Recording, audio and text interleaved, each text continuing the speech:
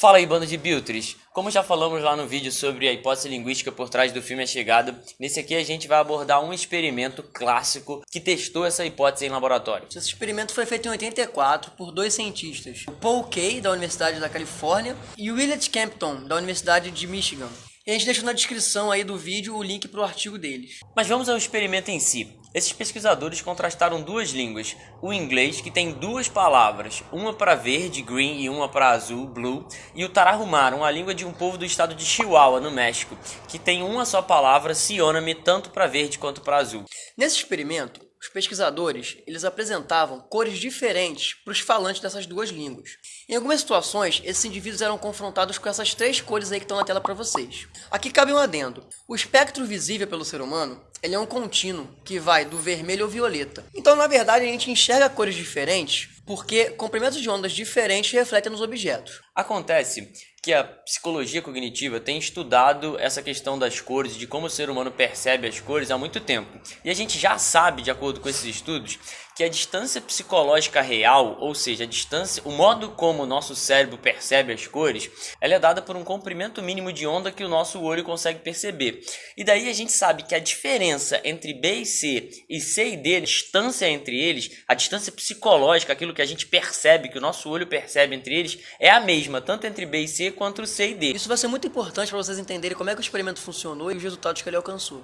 A questão, pessoal, é que apesar dessa distância psicológica real, as línguas separam esse espectro que é contínuo de acordo com as palavras que elas têm para as cores. Então, por exemplo, em inglês, a gente tem um limite lexical, que é dado pelas palavras, entre as cores verde e azul, entre os estímulos B e C. E a gente não tem esse limite entre C e D, que são em inglês referidos pela mesma palavra. Isso não acontece em Tarahumara. Em Tarahumara, ele só tem uma palavra para todo esse espectro, então não existe nenhum limite lexical entre essas cores. E como é que o experimento era feito? Era mais ou menos assim. Os pesquisadores pegavam os indivíduos e os colocavam frente a um conjunto de três cores diferentes. No caso, as que importavam eram o verde, o azul claro e o azul escuro. Feito isso, era perguntado para os indivíduos qual das três cores se destacava no conjunto. E o que se viu com esse experimento?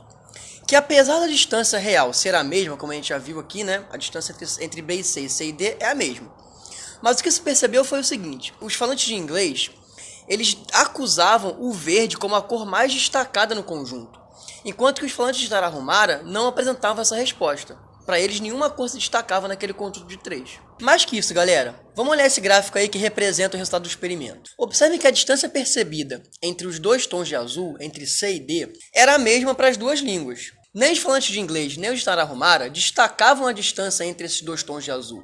Agora, quando a gente vai olhar para a distância subjetiva entre B e C, entre o verde e o azul claro, a gente vê que os Tarahumara não apresentavam uma diferença de percepção tão grande, mas os falantes de inglês apresentavam uma diferença bem acentuada. A conclusão que os autores chegaram é que esse estranhamento, esse destaque da cor verde pelos falantes de inglês acontecia por causa do limite lexical que a gente tinha falado antes.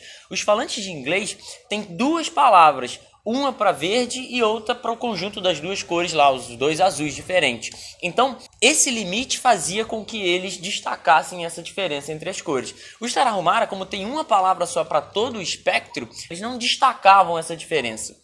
Mas o que isso tem a ver com a hipótese Sapir-Whorf? Ora, que uma diferença na língua fez surgir uma diferença na maneira como as pessoas percebem o mundo, percebem as coisas. Então seria a língua influenciando na sua cognição.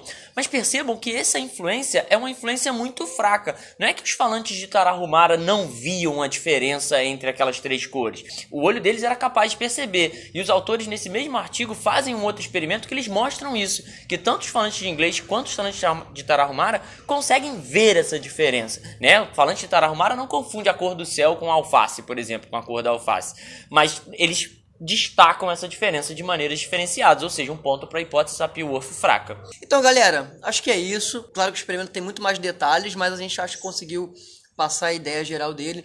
Se você se interessou, lê o artigo. Esse vídeo foi para complementar o vídeo sobre a hipótese. Se você não viu o vídeo da hipótese ainda, assiste aí.